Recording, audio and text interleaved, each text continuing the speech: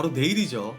내일 11일 날 선물 옵션 동시 만기일이 오기 때문에 오늘 그다음에 내일까지 해서 변동성이 굉장히 커질 가능성이 높아요. 이 선물 옵션 동시 만기일을 앞두고 이 포지션 분석을 좀 해서 어떤 식으로 움직일지 좀 체크를 해봐야 되는데, 선물 옵션 동시 만기일이 뭔지 잘 모르시는 분들도 계시더라고요. 보통 주식시장을 현물시장이라고 하고, 그 다음에 선물 옵션 같은 경우는 이제 파생시장이라고 하는데, 현물시장 같은 경우에는 만기일이라는 게 없잖아요. 근데 파생시장 같은 경우에는 만기일이 있습니다. 그래서 옵션 같은 경우에는 매 달마다 만기일이 있어요. 그러니까 1, 2, 3, 4 쭉쭉쭉쭉 해서 12월 달까지 있는데, 매 달 만기일이 있기 때문에 1년에 12번의 만기일이 있습니다. 근데 선물 같은 경우에는 달마다 만기가 있는 게 아니라 분기별로 만기가 있어요. 그래서 1분기, 2분기, 3분기, 4분기 이렇게 해서 총 4번의 만기일이 있습니다. 근데 1분기 만기일은 언제예요? 그럼 3월이고, 2분기는 6월, 3분기는 9월, 4분기는 12월에 있습니다.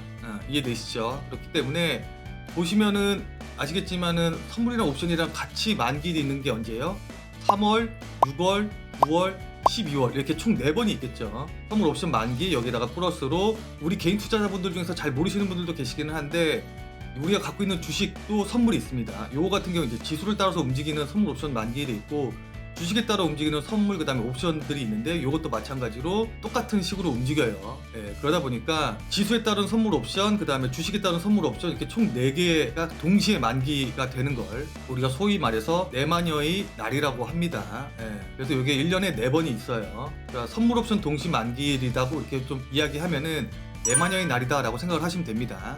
언론사나 이제 이런 데서 이제 가끔 내마녀의 날이라는 표현이 나오는데, 그거 보면은 선물 옵션 동시 만기를 이야기하는 거구나 이렇게 생각하시면 됩니다. 이해되시죠? 여기까지. 주식 선물 옵션 같은 경우는 이제 포지션이 크지 않기 때문에 보통 지수로 따져서 선물 옵션 이쪽에 이제 포지션 비중이 높기 때문에 요걸 좀 봐야 되는데, 이게 중요한 이유가 뭐냐면은 보통 이제 이 지수 선물 옵션 만기, 그러니까 3월달, 6월달, 9월달, 12월달에는 선물이랑 그 다음에 아까 말씀드렸다시피 옵션이 동시 만기일이 있는데, 이게 포지션 비중, 그러니까 금액 비중이 커지다 보니까는 웹도독 현상이라는 게 있습니다.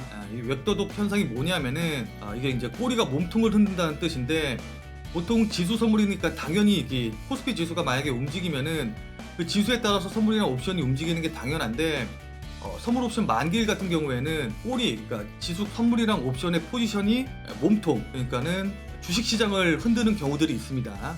이해가 되시죠? 자, 그렇기 때문에 동시 만기일이 가까워지면은 웹도독 현상, 그러니까는 선물 옵션 포지션에 따라서 주식 시장이 움직이는 이런 현상들이 나오기 때문에 변동성이 좀 커지게 되고, 일반적으로 움직이는, 그러니까 주식 세계 시장이라던가 지수에 따라 이렇게 시장 분위기에 따라서 움직이는 게 아니라 어떤 특정 주체라던가 어떤 식으로 구축을 했냐에 따라서 주식시장이 움직이는 이런 현상이 발생을 합니다. 그걸 이제 웹도독 현상이라고 하고, 이때 이제 변동성이 많이 움직이는데, 대략적인 선물 옵션 만기일에 대해서 말씀을 드렸다고 하면은 결국 중요한 건 이제 지금 3월달, 그러니까 내일 어떤 식으로 이제 주체들이 포지션을 잡고 있고, 그에 따라서 주식시장이 어떻게 움직일지, 이게 중요한 거 아니겠어요? 그렇죠? 자, 그래서 요걸 좀 확인을 해 봅시다. 일단은 오늘 아침 기준이라서 전일까지 이제 포지션을 구축해 놓은 상황인 거고, 요거는 이제 오늘이라던가 내일 어떤 식으로 또 이제 포지션이 변경이 되느냐에 따라서 조금씩 바뀔 수 있기는 하지만은, 일단 지금까지 구축해놓은 포지션을 좀 살펴본다고 하면은 요게 이제 옵션 포지션 보는 거예요. 옵션 포지션 보면 여기 콜 옵션 있고 풋 옵션이 있습니다. 그래서 콜 옵션 같은 경우에는 상승해야지 수익이 난다고 생각을 하시면 좋고, 풋 옵션 같은 경우에는 하락해야지 수익이 난다고 보면 돼요. 그래서 지금 일단은 외국인들이랑 기관들 포지션을 어떻게 잡았는지 보면 되는데, 외국인들이 대부분 다 한 4번 정도 한다고 하면은 4번에 한 3번 이상은 외국인들이 원하는 포지션으로 만기일 때 움직이는 경우가 많기 때문에 주로 외국인들을 보고 투자 결정을 하시면 됩니다. 그래서 외국인들 같은 경우는 옵션 포지션 보면은 지금 뭐 뚜루루루 보면 아시겠지만은 여기 굉장히 큰 포지션을 잡고 있는 게 보이죠. 이게 금액이에요. 100만원 단위니까는 140억 정도. 풋옵션에 매도를 친 겁니다. 파란색은 매도니까. 이게 조금 어렵게 생각하실 수도 있는데, 풋옵션을 매도했다라는 게 뭐냐 하면은 결국 홀이라고 생각을 하시면 돼요. 그러니까는 요거 이상으로 올라가야지 수익이라고 생각하시면 좋습니다. 편합니다. 이해되시죠? 그래서 일단은 하방 쪽으로 보면은 2915 요 라인은 지킬 가능성이 높아요. 요거 이상으로 올라갈 가능성이 높겠죠. 그리고 위쪽으로 콜옵션을 좀 본다고 하면은 요게 이제 계속 오르는데, 요쪽에서 지금 매도 포지션이 나왔죠. 요것도 반대로 콜옵션을 매도했으니까는 풋이라고 생각을 하시면 됩니다. 그래서 이렇게 보면은 3100 이상으로는 올라갈 가능성이 낮다. 그러니까는 위아래로 보면은 2915에서 3080 선 아래 요 사이에서 움직일 가능성이 높은데 지금 2970 요 정도 선에서 움직이고 있으니까는 지금 포지션보다는 외국인들은 어때요? 상방 쪽에 좀 더 베팅을 했다라고 보시면 될 것 같죠. 근데 그 상방은 3100을 넘기는 힘들 것이다. 요 정도로 해석을 하시면 됩니다. 근데 이제 선물 옵션 동시만기이기 때문에 옵션만 보면 안 되겠죠. 그리고 옵션보다도 지금 선물에서 어떤 포지션을 구축했는지를 더 크게 봐야 되는데, 왜냐하면 요번에 옵션에서 잡은 물량이 선물 물량이랑 비교할 정도로 안 되게 좀 작기 때문에 옵션 시장보다는 선물 시장을 같이 합쳐서 봐야 됩니다. 그래서 보면은 아까 말씀드렸다시피 외국인들 옵션에서는 지금보다는 상방 쪽을 좀 잡고 있기는 한데, 선물까지 합쳐서 보면은 이게 외국인들 포지션인데 선물 옵션 합성 요 빨간 선으로 보시면 됩니다. 빨간 선으로 보면은 이게 408.50 기준으로 해서 아래쪽으로 내려가면 내려갈수록 수익이 커지는 구조입니다.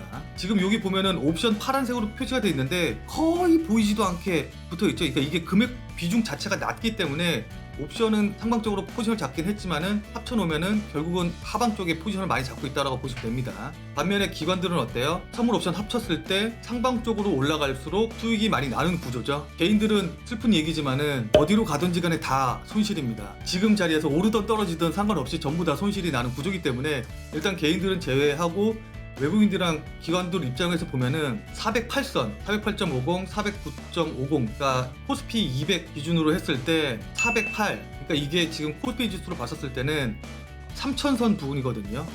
3000선 부근에서 공방이 굉장히 치열하게 일어날 가능성이 높아요. 지금 그래서 동시효과상으로 한 3020 정도 출발이 예상이 되는데, 3000선 기준으로 해서 외국인들은 3000선 아래로 끌어내리려고 할 테고, 기관 같은 경우는 3000선 이상으로 올려서 끝내려고 할 겁니다. 이해되시죠? 근데 여기서 딱 요것만 볼 수가 없기는 한 게 롤 오버라는 것도 있거든요. 그러니까는 3월물을 팔고 6월물을 사면서 이 포지션을 6월물까지 다시 이동시키는 거예요.